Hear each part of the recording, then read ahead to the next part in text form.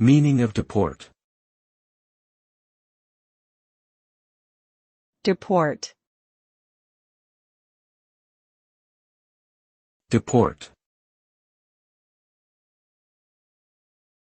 Deport.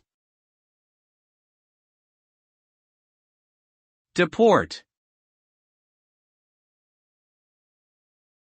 The term deport refers to the act of expelling or forcibly removing an individual from a country. It usually involves an official order and is often used in cases where the individual in question has violated immigration laws or committed a serious criminal offense.